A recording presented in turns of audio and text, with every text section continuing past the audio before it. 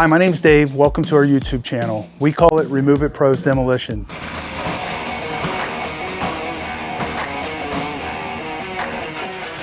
Okay, first I'm going to talk about this. Okay, this is a grocery store. It's been 3 different grocery stores over the last 10 years.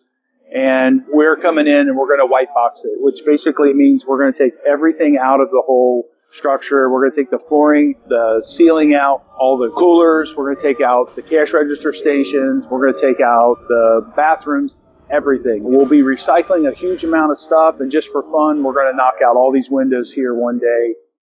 In the next couple of days, we're just going to go through and bust it all out. Got to take it out anyway for the recycling. Probably going to have to bring our semi out here and load these big coolers up on the semi so that we can get them out of here efficiently. Basically, that's what's doing. Mike's the crew lead on this one here. So how long do you think this is going to take?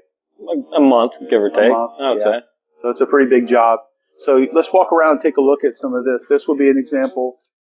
We have messed with hoods before, and we've done it enough to know not to do it anymore. They're nasty. Okay, and they're nasty. Okay, come over here and look at these checkout stations. So what we're going to do is we're going to go back. I took some pictures earlier, and we're going to find out if this and this are worth anything, and if not, if the motors are worth anything. That's something that we'll repurpose. Okay? So you notice I got the forklift here. This customer is doing something that normally most of our customers do not do. They have been selling some of the stuff on Craigslist or whatever, and they have sold quite a bit of it, apparently. Yes, so whatever's left over after today, we're going to get it out of here so that it doesn't grow legs and walk. So let's go this way. So like this is an example of a safety hazard. This is something we would take back. I sold probably 100 of those in my career. These crates right here, these racks, we've brought those back multiple times, and rarely can we ever sell them. They end up getting scrapped. Have a nice day. You too. All right, guys, you're good. So this is our floor scraper. It basically is 2,500 pound machine with an electric motor on it, and it takes up the tile. So he's pulling up the VCT here with that. We normally use demo hammers in smaller applications, but this works great for larger applications.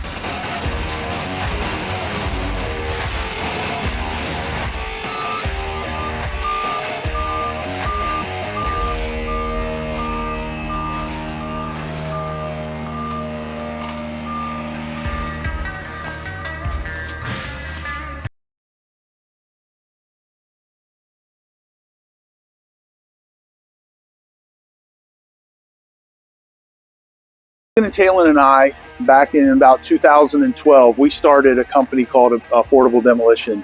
So we were literally living in houses that were going through foreclosure that some of our buddies owned, and we were literally started with zero.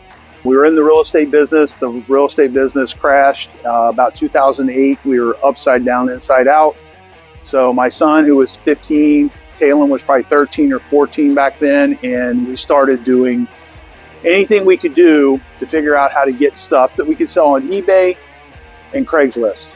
So we were emptying out houses for people and then taking all the good stuff. We were pulling up in the rich neighborhoods at night and pulling out stuff and bringing it back, cleaning it up, and putting it on Craigslist. What my passion is to show people how to go from literally nothing, because we were at nothing. I went back to bicycle, you know. We started all over. We saved up enough money and we bought a truck. We saved up enough money, then we bought a trailer. Then we saved up enough money and then we bought a box truck. And we went on and we went from literally 0 to 60. Now we're running 30 trucks, where we've become an established business here. We've coupled the junk removal with the demolition. And it literally started from picking up a couch that somebody put on the curb for some unknown reason in Cape Coral. I put it in the back of my truck. I drove it to my house. I'd heard about this Craigslist thing. I put it on Craigslist. I went to lunch. Somebody called me while I was at lunch. I met them back at the house and they gave me $100 for a $500 couch that I found on the side of the road. There was nothing wrong with it. I had no idea why they put it out there. But I've seen this cycle over and over and over. At that time, they were emptying out complete houses onto the curb, the foreclosure people.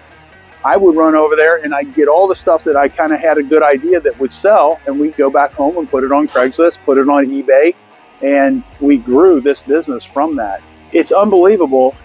It's even unbelievable at a higher scale. Now we're set up, we can do really large jobs, and still the whole underlying mission is to get stuff, unwanted stuff that they don't want, or they're not willing to take the effort, or they don't want to take the effort.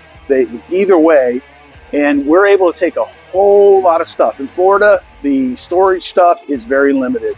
Everything's very expensive. So what we're doing is we're getting stuff through demolition, through junk removal, through tearing down houses. We're getting stuff for a very reasonable price, or giving a discount on a job, and then we take it back to our shop. We put it on Craigslist, Facebook Marketplace, or eBay.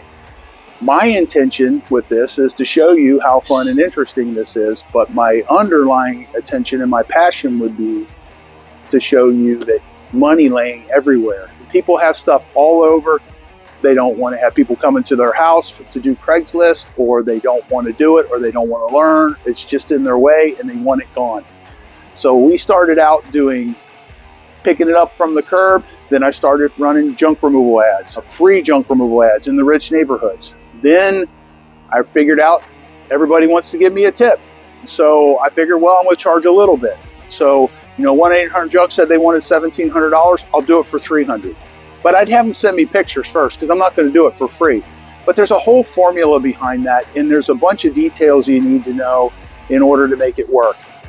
And that's what I have a passion for, and I would love to show everybody.